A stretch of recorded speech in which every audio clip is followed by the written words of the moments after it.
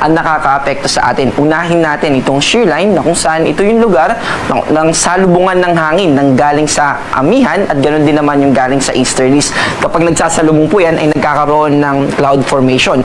Kaya dito sa mga probinsya ng Isabela, Cagayan sa taas at ganoon din dito sa probinsya ng Aurora at sa natitirang bahagi ng Cagayan Valley region except dito sa Batanes ay makakaranas ng mataas na tsansa ng pag-ulan. At dito po, dahil dito sa shear line ay meron din tayong nakataas na weather advisory na ipapakita natin sa mga susunod na slides. Dito naman sa kanlurang bahagi ng Luzon, particular na yung Northern Luzon at Central Luzon, amihan pa rin ang nakakaapekto. Ibig sabihin, mababang temperatura pa rin, malamig at masarap na hangin na senyales ng papalapit na Pasko ay ating patuloy na mararanasan. Pero may mga kaulapan pa rin na kaakibat itong hanging amihan, lalo na dito sa Cordillera Administrative Region. Posible pa rin tayo na makaranas ng mga pag-ulan o pag-ambon throughout the day. At dito naman sa Metro Manila at sa natitirang bahagi ng ating bansa, except dito sa Bicol Region at kasama din yung Eastern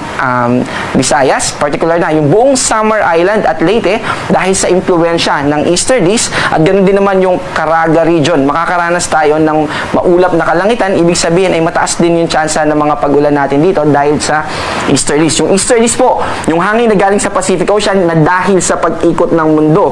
So yung atmosphere natin ay susunod, ibig sabihin yung evaporation na nangyayari dito sa coastal area ay unang tatama po dito sa eastern coast natin. At ganun din yung concept dito sa amihan. Kaya during this season ay mataas yung tsansa na magkaroon tayo ng mga pag-ulan sa silangang bahagi ng ating bansa. Bukod po dun sa mga binanggit natin na maulap na kalangitan, dito naman sa Davao Region kasama yung Sultan Kudarat, Basilan, Sulu at Tawi-Tawi ay magiging maulap din, mataas din yung tsansa ng pag-ulan dahil naman dito sa Intertropical Convergence Zone or ITCZ. Balik po tayo sa binabanggit natin dito sa Metro Manila at sa natitirang bahagi ng ating bansa.